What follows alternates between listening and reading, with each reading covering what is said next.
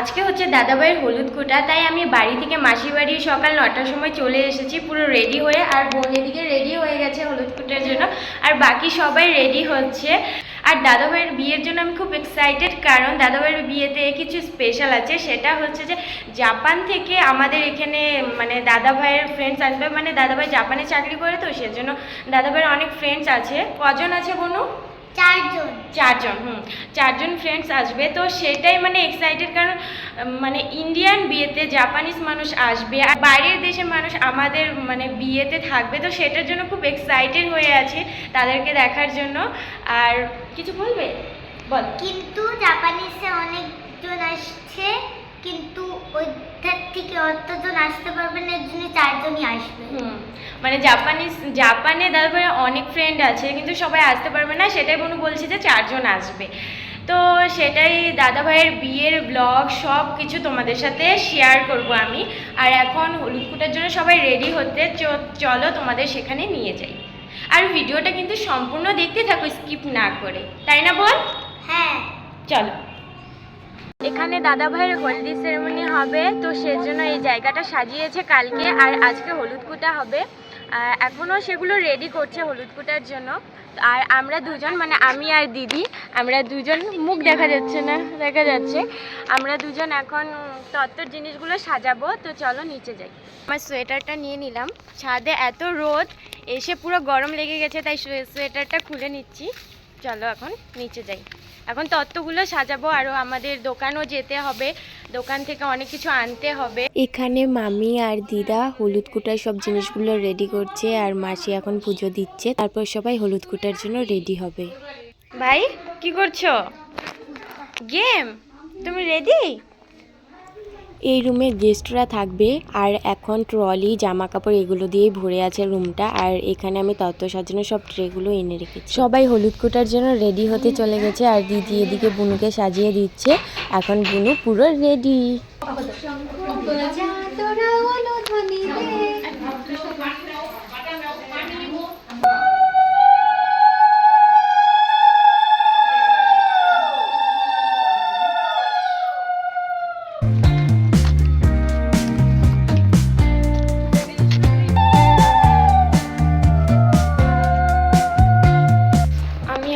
যাচ্ছি কারণ হলুদ কোটার জন্য সেখানে কিছু তেল লাগবে নাকি, তো সেটাই এখন আনতে যাচ্ছি আমি।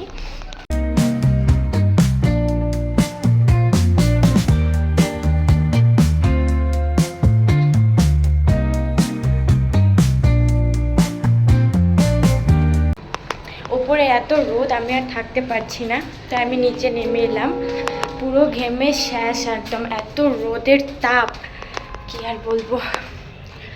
এখনও তত্ত্ব সাজানোর কিচ্ছু হয়নি, ভেবেছিলাম তত্ত্ব সাজাবো, এখন হলুদ কুটছে।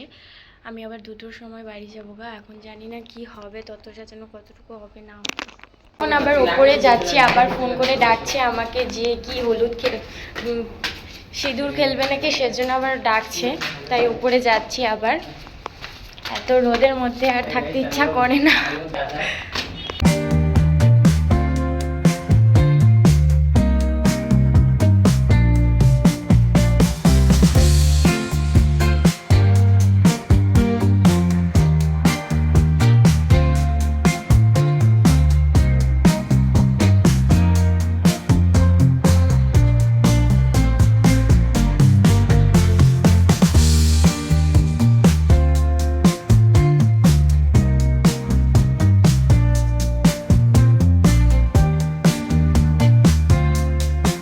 বৌদি মিষ্টি নিয়ে দাঁড়িয়ে আছে, সব কি তুমি খাবে নাকি?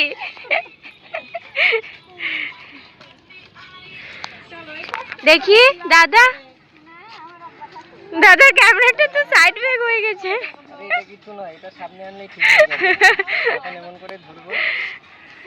চলো শেষ, হলুদ কুটা হয়ে গেছে, এখন আমরা সবাই নিচে যাচ্ছি।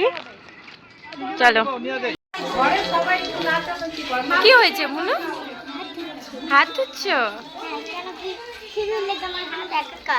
আমাকেও তো কত সিঁদুর লাগিয়ে দিচ্ছে নাকে, গালে। আচ্ছা ধুয়ে নাও। ধুবো? এটা এভাবে উঠবে না তো, সাবান দিয়ে ধুতে হবে। আমি সাবান হ্যাঁ কোথায়? হ্যাঁ, হ্যান্ড ওয়াশ দিয়ে দাও। পুরো শেষই হয়ে যাবে আজকে মনে হচ্ছে এটা। এত লাগাই। তুমি কি তোমার পান্ডাটাকে সবসময় সঙ্গে রাখো? হ্যাঁ। তুমি ছাদে হলুদ করতে গেছিলে, সেখানেও এটাকেই নিয়ে গেছিলে। ঘুমিয়েছিলে রাতে, তাও এটাকেই নিয়েছিলে। এটাকে ঘুম থেকে উঠিয়েছি আমি। তাই? হ্যাঁ। কি বলো, কেন রাখলে? হ্যাঁ। ডাকলে কেন? কোথায় যাচ্ছ?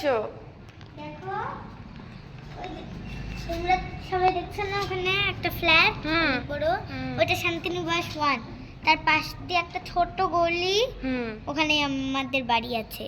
তাই? হ্যাঁ, কিন্তু এখানে এটা পিসিমণির ফ্ল্যাট। আচ্ছা, এটা পিসিমণির ফ্ল্যাট। এখানে এই থাকে মানে হ্যাঁ।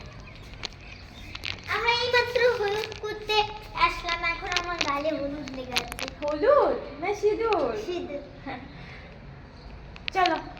হাতটার একদম খারাপ অবস্থা হয়ে গেছিল, তারপর হচ্ছে কি এখন ধুয়ে নিলাম, এখন একটু ঠিক হয়েছে। দেখেছি কিন্তু তুমি? এই হাতটা কিছুই হয় নাই। তুমি যে হাত ধুয়েছো না, দেখেছি। চলো যাই। এদিকে আসো একটু। কোথায় কোথায়? এদিকে কোন দিকে দেখো, কোন দিকে দেখো। তারপর এদিকে আসো। কোথায়? এগুলো রুম এখনো হয়নি, বিয়ের জন্য মাসি এগুলো রুম নিয়েছে। এটা মাসিদের রুম না, আর এটা এখনো কেউ নেয়নি। এই যে না, আমরা এটা নিয়ে নিচ্ছি। হ্যাঁ, বিয়ের জন্য এটা নেওয়া হয়েছে রুমটা। আমি আর দিদিভাই এখন দোকানে গেছিলাম, আর রাস্তা দিয়ে যেতে যেতে যারা যারা যাচ্ছিল সবাই শুধু আমাদেরই দেখছিল, কারণ আমরা পুরো মানে মুখে তোমাদের কোনো গৃহপ্রবেশ টবেশ নেই? না না না, ও বিয়ে নিয়ে কোন জায়গায়? ব্লক দিতে 5th ফ্লোরে। ফিফথ ফ্লোরে? হ্যাঁ, কোনায় মাস্টারমশাই বাড়ি? তার পাশে পাশেরটা? গৃহপ্রবেশ তো আগস্টে হয়েছে। হ্যাঁ? গৃহপ্রবেশ আগস্টে হয়েছে। ও চলো। সবাই আমাদের দিকেই তাকিয়ে আছে, যে ভাবছে যে এদের মুখে এত সিঁদুর কেন। সেজন্য একজন লোক বললোই আমাদেরকে যে তোমাদের মানে কি হচ্ছে, গৃহপ্রবেশ নাকি? তো তখন বললাম যে না, গৃহপ্রবেশ না। তো রাস্তা দিয়ে সবাই আমাদের দুজনের দিকে তাকিয়েছিল যে কি ব্যাপার, এদের মুখে এমন সিঁদুর লেগে আছে। দশমী। চলো যাই, ওপরে উঠি। আর নিচে নামলে ওপরে উঠতে ইচ্ছা করে না, ওপরে উঠলে মানে নিচে নামতে ইচ্ছা করে না। এতগুলো সিঁড়ি, প্রায় 100টা আছে না, 100টা সিঁড়ি আছে। এই 100টা সিঁড়ি বেয়ে যেতে যেতে গরম লেগে যায় এই ঠান্ডার দিনে। হ্যাঁ, হ্যালো। চলো। উঠতে পারছি না গো। দিদিভাই হাঁপিয়ে গেছে, সে একটু রেস্ট নিয়ে নিও। রেস্ট নিয়ে নিল। আমরা বিয়ের আগে লিফটটা পাওয়ার কথা ছিল, এখনো পেলাম না। মানে বিয়ে মানে আমাদেরকে কষ্ট করতে হবে, আনন্দ সব মাটি, যখন নামতে হয় আর উঠতে হয়। কি হলো, কি পড়ছে? চলো, এসে পড়েছি। এই যে এসে পড়েছি আমরা। অবশেষে তত্ত্ব সাজানো আর হলো না, আমি এখন বাড়ি এসে পড়েছি, কারণ 3:30টার থেকে আমার টিউশন পড়ানো আছে। আর যারা আমার চ্যানেলে নতুন তারা অবশ্যই চ্যানেলটি সাবস্ক্রাইব করে দিও, কারণ আমি আগেই বলেছি দাদার ভাইয়ের বিয়েতে কিছু স্পেশাল আছে। আর জাপানের মানুষদের সাথে আমাদের ইন্ডিয়ান বিয়েটা, মানে জাপানিজ মানুষরা থাকছে, তো তাই আমাদের বিয়েটা কেমন কাটলো সবটা তোমাদের সাথে শেয়ার করব।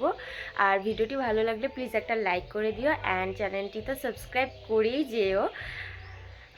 আর আজকের ভিডিওটা এখানেই এন্ড করছি। ওকে ভাই, তোমরা সবাই ভালো থেকো, সুস্থ থেকো।